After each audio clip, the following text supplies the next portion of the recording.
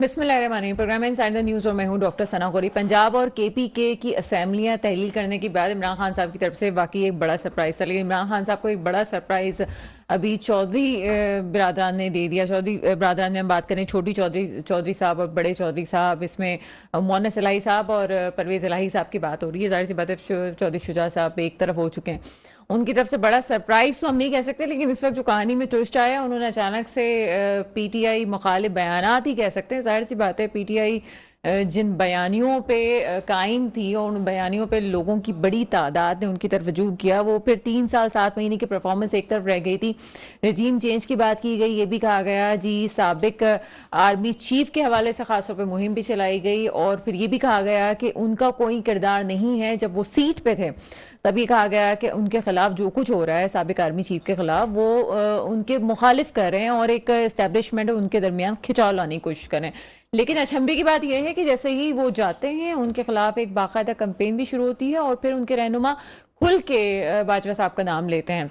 इस वक्त इस मौके पे हमने कल भी जिक्र किया था, आज भी जिक्र करना इसलिए ज़रूरी है कि मामला बहुत करीब आता जा रहा है।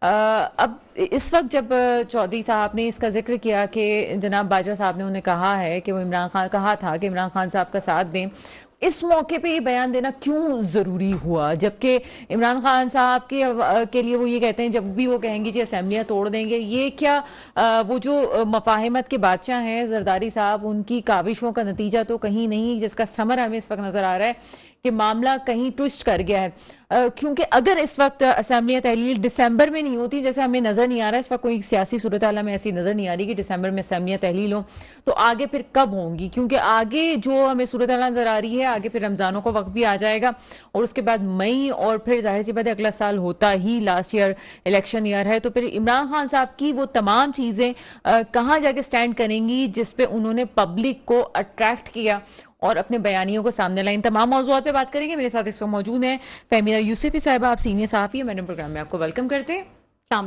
उनके साथ मौजूद हैं राजा राशिद अली एडवोकेट साहब, आप माहिर कानून भी हैं और रहनुमा पीएसपी सर, प्रोग्राम में आपको वेलकम करते हैं। और कुछ देर में हमें ज्वाइन करेंगे सरदार नज़ाकत, रहनुमा पीपल्स पार्टी, हमारे साथ ही होंगे। फहमीदा आपकी तरफ से आएंगे, क्या समझती हैं इस वक्त हम ये समझते थे कि इमरान खान साहब के पास सारे कार्ड ख़त्म हो चुके हैं, क्योंकि नए आर्मी चीफ का तकर्रुर जैसे ही होता है ऐसा लगता था कि एक हाइप क्रिएट की गई थी कि उनसे सदर साहब पूछने जा रहे हैं और शायद उनकी वजह से ही ये मामला स्मूथली हल हुआ। हमें ऐसा लगता था कि वो अब ये कहेंगे जी मैं मुल्क में इंतशार नहीं चाहता था, तभी ये मामला जो है मैंने हल किया है। उसके बाद वो कहते हैं असेंबलियाँ तहलील कर दूंगा। लेकिन अब जो चौधरी परवेज़ इलाही की तरफ से बयान आ रहा है, इसको किस तरह से देखती हैं आप?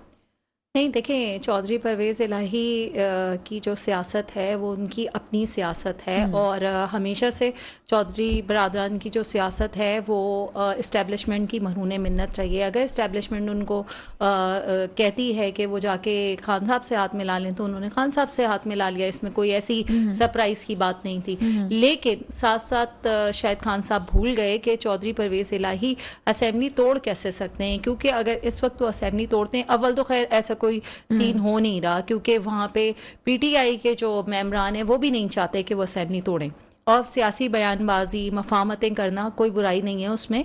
लेकिन अगर चौधरी परवेज़ इलाही इस वक्त जो है वो असेंबली तोड़ देते हैं तो प्रैक्टिकली भी जो जितने अरबों रुपए फंड देकर तरक्याती प्रोग्राम्स वहाँ शुरू हुए हुए हैं और जिस तरह से उन्हें अपने लोगों को भी आगे जवाब देना है, तो वो तमाम सिचुएशन है। और दूसरी बात ये है कि जिस तरह से खान साहब के बकौल और जिस तरह से उनका एक पॉलिटिकल और पावर शो है, और उसमें अगर वो लेट्स से आइडियली कि असेंबली भी टूट जाती है और खान साहब 2/3 मेजॉरिटी लेके पंजाब असेंबली में वापस आ जाते हैं जस्ट इन केस, तो उन्हें परवेज़ इलाही की ज़रूरत तो नहीं रहेगी। इस वक्त परवेज़ इलाही उनकी ज़रूरत है।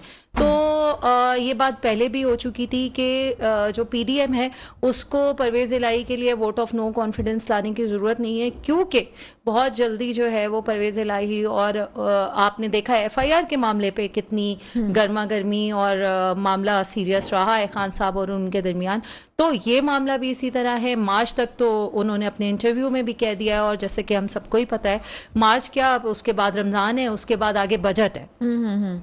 बिल्कुल और ऐसे दूसरी ही। तरफ जो है वो मैं ये बता दूं आपको कि दूसरी तरफ जो है अब मतलब जो पीडीएम है, पीडीएम वो भी बिल्कुल कम्प्लीटली तैयार भी है कि अगर ये असेंबलियां तोड़ दें, जैसे कि वो एक गिमिक ही है, खान साहब का फेस सेविंग तो करनी है ना, और उन्हें किसी ना किसी तरह मुज़ाकरात पे आना है। तो अभी जो है फवाद चौधरी साहब ने मान लिया है कि इनडायरेक्टली हमारे मुज़ाकरात शुरू हो गए हैं। तो ये है कि देखें, सूनर और लेटर बेहतर होता खान साहब के लिए भी कि वो वापस असेंबली में जाएं, क्योंकि असेंबली में जाके उनकी वो वर्थ होती, वो पावर होती। लेकिन जो है वो ऑलरेडी इस वक्त उनके पास पंजाब की गवर्नमेंट मौजूद है, केपी की गवर्नमेंट मौजूद है। तो आई डोंट थिंक सो कि उनको ये सिर्फ और सिर्फ एक पॉलिटिकल, जैसे कि खान साहब साइफर से लेकर हकीकी आज़ादी की जंग तक करते रहे और अब इलेक्शन करवाओ की मुहिम पर आ गए हैं, तो ये उसी का एक तसलसल है। और ये ऑब्वियसली धरने से उनकी एक फेस सेविंग थी जो उन्हें करना ही थी। तो परवेज इलाही साहब की जाहिर है कि एक जिंदगी गुजरी है, तो वो अपने जो कार्ड्स हैं बड़ा सोच समझ के खेलेंगे। बिल्कुल ऐसा ही है। राजा राशिद अली साहब क्या कहते हैं? राना सनाउल्लाह साहब कहते हैं जी, अगर ऐसा कुछ नहीं है, कि हमें नहीं लगता कि ऐसा कुछ हुआ हो कि जनरल बाजवा साहब ने कहा हो, उनके कहने पे ये वहाँ पे चले गए हों, क्योंकि जब हमसे मुज़ाकरात हो चुके थे तो फिर खाली उनके कहने पे वो नहीं जा सकते। ये कि क्या एक ट्रायंगल सा बन रहा है। एक तरफ हमें लगता है कि वो पीटीआई को प्रेशर में डाला है, और एक तरफ लगता है जी राना सनाउल्लाह साहब ये भी कह रहे हैं कि जी ऐसा कुछ हो नहीं सकता। तो जरदारी साहब की गेम जो है वो इस वक्त कामयाब हो रही है, या सिर्फ ये अपनी असेंबली तोड़ना नहीं चाहते थे, इस वजह से सिर्फ एक प्रेशर गेम खेला गया है? हाँ, बिस्मिल्लाहिर्रहमानिर्रहीम। देखें जी, ये तो बड़ी क्लियर बात है, ये तो क्लियर मैसेज आ रहा है सब पार्टीज़ की तरफ से। जितनी भी पार्टी, चाहे ये पीटीआई है या पीपल्स पार्टी है या नून लीग है या अभी काफ लीग की बात हुई, ये जितने भी पॉलिटिकल मूव कर रहे हैं ये अपने सिर्फ पर्सनल बेनिफिट्स के लिए, अपने वो, इसको आप इस तरह कह लें कि अपने वोट बैंक को इंटैक्ट करने के लिए। हर कोई, जाहिर है सबको पता है कि ये साल इलेक्शन का है, तो उसमें काफ लीग हो गई या पीपल्स पार्टी या नून लीग, ये सब अपने अपने बेनिफिट्स को लेके, पब्लिक इंटरेस्ट को कोई भी नहीं देख रहा। काश कोई एक मूव, कोई एक स्टेप जो है वो पब्लिक इंटरेस्ट के लिए भी होता, ताकि उसको हम कोट कर रहे होते जी ठीक है ये वाला जो स्टेप इस पॉलिटिकल पार्टी ने लिया है ये in the best interest of public of Pakistan. ऐसा तो कुछ भी तो नहीं है। ऐसा कुछ भी नहीं है। अगर इनमें से एक भी पॉलिटिकल पार्टी, 60 साल वाले, 50 साल वाले, 40 साल वाले, जितनी बड़ी पॉलिटिकल पार्टी जो फेडरल में सर्व कर चुके हैं, उनमें से अगर कोई एक भी इस मुल्क के साथ मुखलिस होता, पब्लिक ऑफ पाकिस्तान जो 75% पॉपुलेशन है, नीचे का जो तबका है, जो इसको लोकल गवर्नमेंट जो का सिस्टम जो है यहाँ पे फाल होना चाहिए। 2 अमेंडमेंट्स हम कब से इनको कह रहे हैं जी आप ये कॉन्स्टिट्यूशन में कर दें, और उल्टे पुल्टे ये लेजिस्लेशन करते हैं जो कि चैलेंज होती हैं कोर्ट्स के अंदर, और बाद में जाके उनको जो है वो सेट असाइड किया जाता है। अच्छा, अब इस पे भी तो ये आते हैं। राजा राशिद अली साहब, आप माहिर कानून भी हैं, हम इस हवाले से नहीं जानते, आपकी क्या राय है, वोट ऑफ नो कॉन्फिडेंस कितने अरसे में दिया जा सकता है? क्योंकि अभी तो हम देख रहे हैं कि दोनों असेंबलियों में ये कार्रवाई कुछ महीनों पहले ही हुई है, तो आपको लगता है कि इतनी जल्दी ये सब कुछ हो सकता है? नहीं, देखें उसकी लिमिटेशन नहीं है। वोट ऑफ नो कॉन्फिडेंस तब होगा कि जब कोई भी ओपोजिशन ये बात समझेगी कि हम जो है वो हमारी इतनी जो टोटल हमारी वर्थ है वो गवर्नमेंट से हमारी जो है वो एक्सीड कर गई है, ज्यादा है। तो वो उस वक्त जो है वो वोट ऑफ कॉन्फिडेंस का या वोट ऑफ नो कॉन्फिडेंस का जो कॉन्स्टिट्यूशन के अंदर प्रोसीजर लेट डाउन है, फिर वो उसका डिसीजन कर सकते हैं। क्योंकि अगर ये मूव वो करेंगे तो उसके मुताबिक जाहिर है वो, अगर वो इस चीज में सक्सेस उनको नहीं होती तो फिर इस चीज को भी वो पहले उनको मद्देनजर रखना होता है। तो इसके लिए कोई लिमिटेशन नहीं है, इसके लिए सिर्फ एक ही प्रिंसिपल है कि आपने जब आपके टोटल नंबर गेम जो है वो आप जब समझते हैं कि आपके पास टोटल नंबर गेम है, जो आपको जब आप रिक्विजिशन मूव करेंगे तो आपको वोट डलेगा, वोट ऑफ कॉन्फिडेंस या वोट ऑफ नो कॉन्फिडेंस, दोनों सूरतों में। तो तब ये रिक्विजिशन कोई भी पॉलिटिकल पार्टी या कोई भी जो अलायंस है वो टाइम का कोई नहीं है, लिमिटेशन नहीं है, ये बेस करता है कि आपका क्योंकि पीटीआई की तरफ से ये बात की जा रही थी कि 6 महीने से पहले ऐसा नहीं हो सकता, और 6 महीने तो गुजरे नहीं है। नहीं, ये तो सिर्फ ये कर रहे थे कि जब उनका टोटल टाइम कितना रह गया है, ये तो इस वजह से कर रहे हैं। और पीपल्स पार्टी का ये, और दूसरा पीटीआई वाले जो हैं उनको भी पता है इस चीज का कि गवर्नमेंट जो अभी है वो अपना टाइम पूरा करेगी।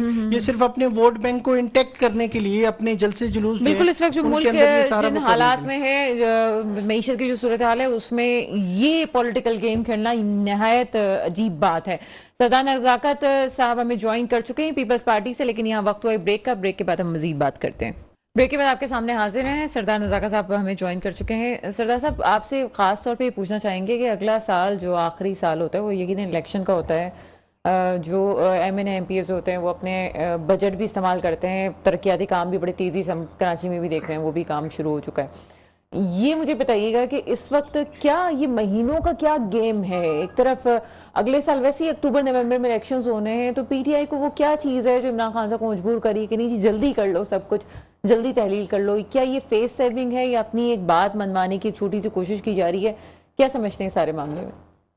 देखिए, बहुत शुक्रिया। इमरान खान साहब ने जब से इमरान खान साहब को डेमोक्रेटिकली गवर्नमेंट से अलग किया गया, उसके बाद जिस तरह इमरान खान ने कभी अमेरिकन एंटी अमेरिकन एक स्टांस क्रिएट करने की कोशिश की, फिर एंटी स्टेब्लिशमेंट और सब, मेरे ख्याल में इमरान खान से कोई भी आदमी पाकिस्तान के अंदर अनफॉर्चुनेटली महफूज नहीं रह सका। पाकिस्तान की मिलिट्री स्टेब्लिशमेंट हो, सिविल ब्यूरोक्रेसी हो, हमारी जुडिशरी हो, पाकिस्तानी कोई भी पॉलिटिकल लीडरशिप हो, सबको इमरान खान ने जिस तरह मुख्तलिफ अलकाबात से, मुख्तलिफ गालिम गलोच से नवाजा है, तो वो मेरे ख्याल में वो इनकी एक फ्रस्ट्रेशन थी गवर्नमेंट से निकलने के बाद, जो पूरी दुनिया के सामने उन्होंने शो की है। मेरे ख्याल में इलेक्शन, बिल्कुल मैं आपकी बात को सेकंड करता हूँ कि इलेक्शन अपने टाइम पे होंगे और पाकिस्तान की जो हुकूमत है वो मेरे ख्याल में उसको अपनी टर्म जो है कंप्लीट करनी चाहिए। जितने अरसे के लिए वो आए वो कंप्लीट करके टाइम पे इलेक्शन होंगे। उसके बाद जो भी पॉलिटिकल पार्टी पाकिस्तान के अंदर इक्तदार में आती है, स्मूथली ट्रांजैक्शन होनी चाहिए, और जो सबसे ज्यादा जिसको वोट मिलेंगे पाकिस्तान के अंदर, इस हुकूमत को स्मूथली ट्रांजैक्शन उस गवर्नमेंट उसको देनी चाहिए। लेकिन एक बात बहुत ही इमरान खान के लिए अनफॉर्चुनेट है कि इमरान खान को जो लोग अपने कंधों पे सवार करके 2018 में लेके आए थे इलेक्शन के अंदर, वो इस दफा इमरान खान साहब को नसीब नहीं होंगे। क्योंकि आपको याद है कि हमारी स्टैब्लिशमेंट ने भी इस चीज का, हमारे जो साबिक आर्मी चीफ थे बाजवा साहब, उन्होंने भी अपनी आखिरी स्पीच में इस चीज को एडमिट किया है कि हमने इस जनवरी में जाके हमने अपनी जो पॉलिटिकल इंटरफेरेंस थी वो खत्म की है। फिर इमरान खान साहब के जो गाए बगाए इंटरव्यू हैं वो भी देख लें। इससे साबित होता है कि 2018 में इमरान खान की पॉपुलैरिटी कोई इतनी ज्यादा नहीं थी, बल्कि उनको मुसल्लत किया गया पाकिस्तान के अंदर, जिसका बहुत बड़ा खामिजा पाकिस्तान के लोगों को भुगतना पड़ा। क्योंकि ये लोग तो चले गए ना जो इमरान खान साहब को फैसिलिटेट कर रहे थे, चाहे जनरल फैज था या बाजवा था या जो भी लोग थे या इमरान खान थे, वो तो चले गए। लेकिन जो पाकिस्तान का हाल करके गए, जो हमारे इंटरनेशनल रिलेशन खराब हुए हैं, जो हमारे कोर इश्यूज थे वो सारे डिस्टर्ब हुए हैं। पाकिस्तान के अंदर जिस तरह माशियत की पोजीशन है, वो सारी चीजें आपके सामने है। तो मेरे ख्याल में इमरान खान यही चाह रहे कि वो जल्दी इलेक्शन चाह भी नहीं रहे, लेकिन एक बार अपनी मतलब आप समझते हैं एक पॉलिटिकल गेम जो है वो खेलना जरूरी है, किसी तरह के वो इलेक्शन की कोई डेट मिल जाए। अच्छा सर, खास तौर पे आपसे ही बात पूछना चाहूंगी कि एक तरफ कहा जा रहा है, बाजवा साहब ने खुद ने कहा कि एक खास उन्होंने मन का भी कहा कि हमने इस वक्त फैसला कर लिया था फौज ने कि हम जो है वो न्यूट्रल रहेंगे और हम सियासत के मामलात में नहीं जाएंगे। उससे पहले उन्होंने एडमिट भी किया कि 2018 में भी सब कुछ हुआ था और बाद में भी ये सब चीज़ें उन्होंने कहा कि हमारा कोई आगे किरदार नहीं रहेगा। आगे जो इम्पोर्टेड असेंबली उसमें भी हमारा कोई कहा जा रहा है उसमें भी हमारा कोई किरदार नहीं है। फिर परवेज़ इलाही साहब के बयान को आप किस तरह से देखते हैं? क्या आप समझते हैं कि ये परवेज़ इलाही साहब की तरफ से भी एक सिर्फ प्रेशर क्रिएट करने की कोशिश की जा रही है, या बाकी आप समझते हैं कि बाजवा साहब ने कहा होगा उनको कि जी चलें आप इमरान खान साहब का साथ दे दें? देखें, मैं तो समझ रहा हूँ कि जाहिर है परवेज इलाही साहब की जो पॉलिटिक्स है, to be frank, to be honest, वो पूरी दुनिया के सामने है कि वो हमेशा मिलिट्री स्टेब्लिशमेंट के साथ पॉलिटिक्स करते हैं। जो उनका व्यू पॉइंट होता है मिलिट्री स्टेब्लिशमेंट का, ये पाकिस्तान के अंदर मुख्तलिफ किस्म के घोड़े अनफॉर्चुनेटली स्टेब्लिशमेंट ने रखे हुए थे, चाहे मुस्लिम लीग काफ है या यहाँ पे जो MQM हुआ करती थी, या इसी तरह बहुत सारे नेशनलिस्ट एलिमेंट था। इसी तरह इमरान खान की पार्टी भी ज़ाहिर बाद में उनका पार्ट एंड पार्सल बनी। ये बहुत अनफॉर्चुनेट था पाकिस्तान के डेमोक्रेटिक सिस्टम के लिए। तो मैं ये समझता हूँ कि ये बात तो किसी से ढकी छुपी नहीं है। आज मेरे ख्याल में वो इनके PTI के एक सेनेटर साहब भी हैं, एजाज साहब, उन्होंने भी कल सारी प्रेस कॉन्फ्रेंस की है कि परवेज इलाही आज भी हमारी जबान नहीं बोल रहे हैं, वो किसी और की जबान बोल रहे हैं। तो ये मैं आपको इंश्योर कर रहा हूँ कि ये इमरान खान साहब ने जो चैवल मारी है, भूंगी मारी है कि हम दोनों असेंबली तोड़ेंगे, ना महमूद खान असेंबली तोड़ेंगे और ना परवेज इलाही असेंबली तोड़ना चाहते हैं। या बात लिख लें, क्योंकि वो अपना इक़्तिदार एंजॉय कर रहे हैं। और इमरान खान साहब अनफॉर्चुनेटली जो कंफ्यूज पॉलिटिक्स है पाकिस्तान के अंदर, वो अभी तक कर रहे हैं। और मेरे नहीं ख्याल कि इमरान खान साहब को वो एटमॉस्फेयर मिलेगा जो 2018 में जो उनको एक फील्ड मिली थी, वन साइडेड फील्ड मिली थी, जिसकी वजह से आपको मैं एक चीज मिसाल देता हूँ, दूर की बात नहीं है। कराची से जो MNA MPs इनके मुंतखब हुए हैं, वो आज तक उनको अपनी कॉन्स्टिट्यूंसी का नहीं पता कि हमारी कॉन्स्टिट्यूंसी कहाँ से शुरू हो रही है और कहाँ पे खत्म हो रही है।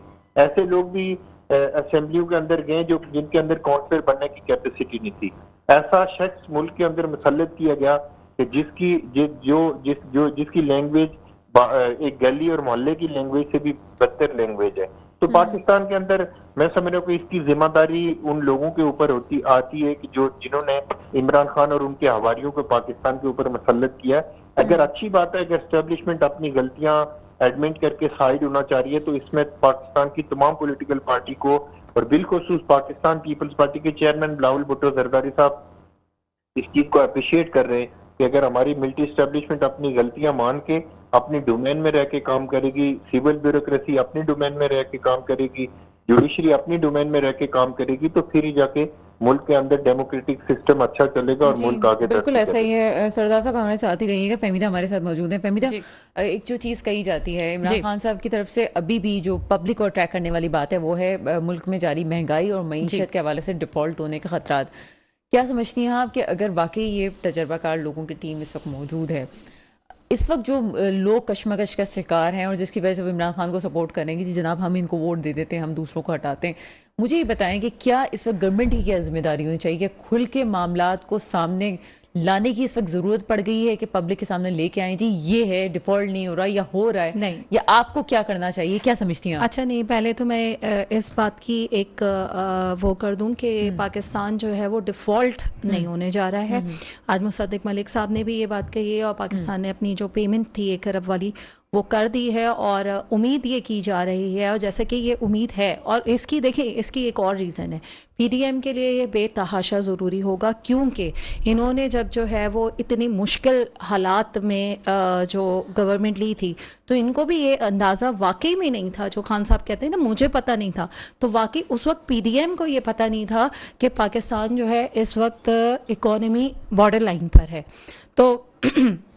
तो जब ये सिचुएशन आपके सामने थी, आप IMF प्रोग्राम आपका जो है वो डिले हो चुका है, आपके इंटरनेशनल रिलेशनशिप्स ख़राब हैं, ऊपर से आपकी इंटरनल सिक्योरिटी के मामला जो हैं वो खड़े हुए हैं, तो उस सिचुएशन में अब जो PDM ने इनसे मई में बात करने की कोशिश भी की थी, उस वक्त एक बात हो रही थी कि शायद अर्ली इलेक्शंस में जा सकते हैं, लेकिन इस वक्त PDM की पूरी ये कोशिश होगी, उनके पूरे एफर्ट होंगे, इसी वजह से सागदार साहब को लाए हैं और बाकी लोग भी, और मिलिट्री एस्टैब्लिशमेंट भी अपना रोल प्ले करेगी। आपके जो FM है, फॉरेन मिनिस्टर मेरा जो हैं, मेन क्वेश्चन है फहमीदा, मैं ये कह रही हूँ कि अवाम इस वक्त जो ये कहती है जी, जो वो default की उसी बात है, तरफ आ रही हूँ। आम आदमी को नहीं पता कि हाँ, मईशत मैं की उसी क्या तरफ सूरत आ हाल रही हूँ है। कि जो देखें वो जो 8-10 अरब रुपए का डेफिसिट इन्हें पूरा करना है, उसके लिए ये अपना सारा एफर्ट और सारा फोकस लगा रहे हैं।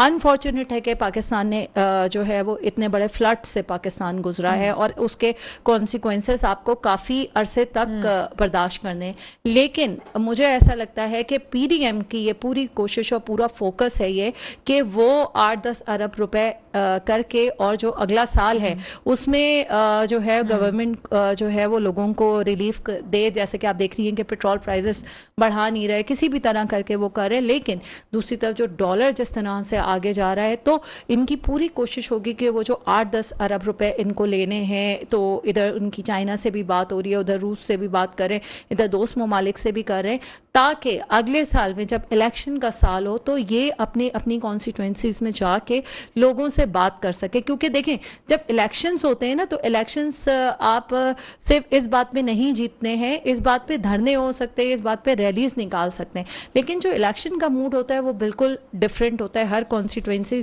का मूड अलग होता है, हर प्रोविंस का मूड अलग होता है, तो वहां पर सिर्फ और सिर्फ इस नैरेटिव पे वोट उन्हें नहीं मिलेगा। पॉपुलर पॉलिटिक्स है उनकी, लेकिन उस पॉपुलर पॉलिटिक्स को जो है वो काउंटर करने के लिए नवाज शरीफ साहब को भी आना पड़ेगा, क्योंकि देखें पीपल्स पार्टी का तो मसला है नहीं, पीपल्स पार्टी तो सेफ और इनएक्ट है, उनको तो जो है सिंध में वोट मिल जाएंगे और हो सकता है कि उनको कुछ वोट साउदर्न पंजाब में मिल जाए, मे बी वो कुछ सीट टू सीट एडजस्टमेंट में वहां चले जाएं। उनका फोकस होगा पीपल्स पार्टी का जो जनरल इलेक्शंस में जो मेन फोकस होगा वो जहां पे सिंध के बाद देखना चाहेंगे वो बलूचिस्तान को देखना बिल्कुल ऐसा ही है राजा राशिद अली साहब। बिल्कुल ये जो बात की जाती है, हर प्रोविंस का अपना एक सेटअप होता है, अपनी एक मिजाज होता है। इसमें इस वक्त फ्लड के बाद तो हम ये कह सकते हैं कि बलूचिस्तान और जो है वो सिंध के हालात इस वक्त कोई खास बेहतर नहीं है।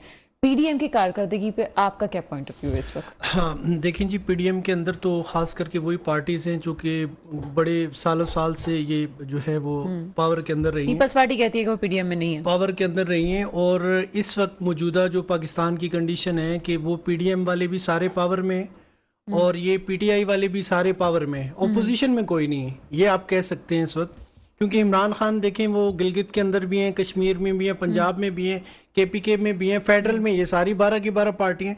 होना क्या चाहिए, असल बात ये है कि इसका सोल्यूशन क्या है, long term planning, short term planning. गुज़श्ता 75 ईयर्स में पाकिस्तान को जिस नेज पे ला के रख दिया गया है, चाहे वो कोई भी गवर्नमेंट थी, इररिस्पेक्टिव ऑफ डेट फैक्ट, अभी शॉर्ट टर्म और लॉन्ग टर्म प्लानिंग के लिए जैसे नेशनल एक्शन प्लान है, ऐसे एक नेशनल डेवलपमेंट प्लान बनाए। ये इनकी जो नूरा कुश्ती है, ये प्रोटेस्ट की जो ये पॉलिटिक्स है 2012-13 से, ये गवर्नमेंट में आते हैं तो यहाँ ये कराची से रैली उधर निकालना शुरू कर देते हैं, वो पावर में आते हैं तो ये यहाँ लाहौर से शुरू कर देते हैं, कोई इस्लामाबाद से लाहौर की तरफ शुरू कर देता है। तो ये तो कंटिन्यूसली हो रहा है। अभी अगर आप किसी तरक्की पजीर मुल्क की के साथ ये वाला काम करेंगे, 10 साल धरनों के अंदर उसका आप गुजार देंगे, तो यहाँ कोई इन्वेस्टमेंट नहीं आनी। और उसके अलावा सबसे बड़ा मसला जो हमारे ये जो पुरानी पार्टीज जितनी भी थी फेडरल में सर्व कर चुकी हैं, मेगा प्रोजेक्ट्स इन्होंने लगाने थे। पाकिस्तान का सबसे बड़ा मसला एनर्जी क्राइसिस है।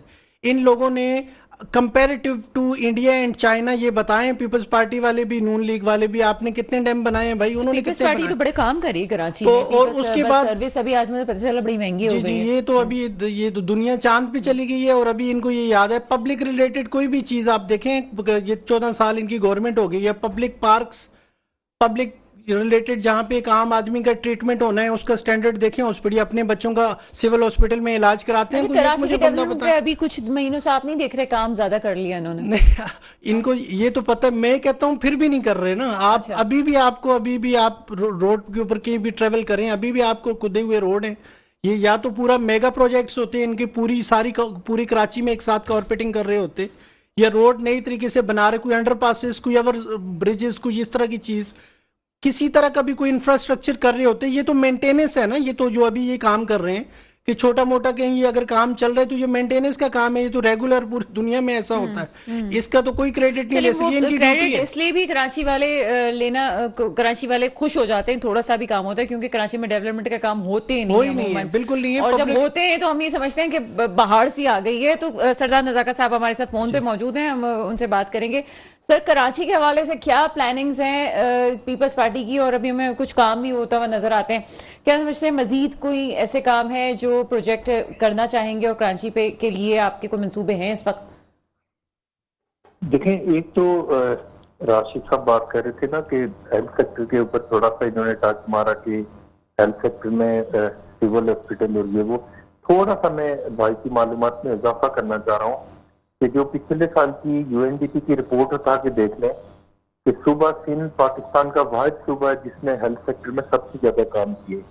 मैं इनको मिसाल देता हूँ कि NICVD कराची से लेके जितना काम हुआ है RDG में, वो सारे आप देख लें। फिर इसी तरह JPMC में जो कैंसर की हमारे पास मशीनरी है वो पाकिस्तान के अंदर किसी प्राइवेट हॉस्पिटल में नहीं है।